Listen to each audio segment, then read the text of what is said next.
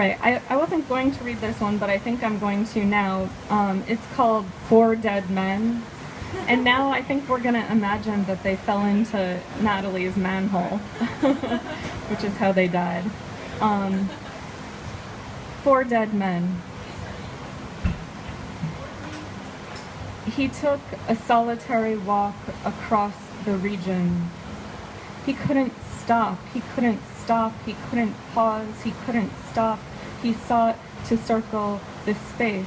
He needed to circle the space, you see. He needed to see the place, you see. He could only fathom the place he knew, you see, if he saw it plainly as he circled and you heard that he recorded his thoughts on the walk at the hospital. His walk began, so the story goes, as the dog days were drawing to an end. It was the finish of one mood and the commencement of another.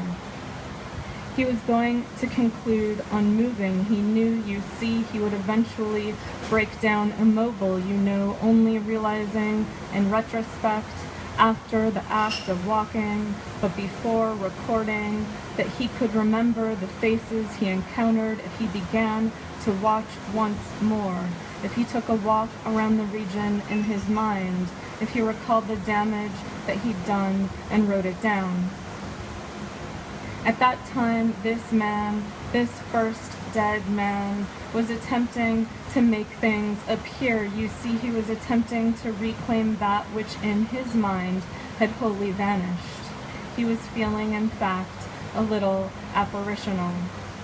He was attempting to think himself healthy. You know, he wanted to walk himself well, and so he wrote down what he saw, and you experienced what he saw within the stretched and spooky spiraling sentences that unraveled and expanded as a rough path parallels a road that no one is headed down. They wouldn't stop. He couldn't stop.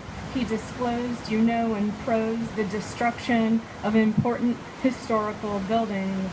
He witnessed the wreck of ancient languages. He saw old ruins, which recalled him to new ruins, some of which he was seeing again in his mind, and some of which he read about, and some of which you were reading about, and some of which he knew from the very few people he had stopped long enough to talk to. This man, this first dead man, admired the wildest gardens, you know, but he also couldn't stop imagining his past friends' faces. He wrote, he couldn't stop thinking dead strangers' thoughts you read. He couldn't stop. He couldn't stop. He couldn't stop and didn't want to. You are shocked now abruptly up from a page on which he is describing the interesting history of herring, to see another man hovering here in your doorway. This other man, this second man, is living, and you loved him, but he can't stop. He can't see. You can't stop. He can't see. He needs someone to take him to the hospital. He needs someone to circle his sickness. He needs you and only you to circle his circles, and he needs you and only you to attend to his sickness, but you're not. You're going to fucking stop. You read instead a book about a man who has recently been in the hospital. This man is leaving in part to see the now empty home of a friend who had recently passed, in part perhaps because he should have remained in the hospital.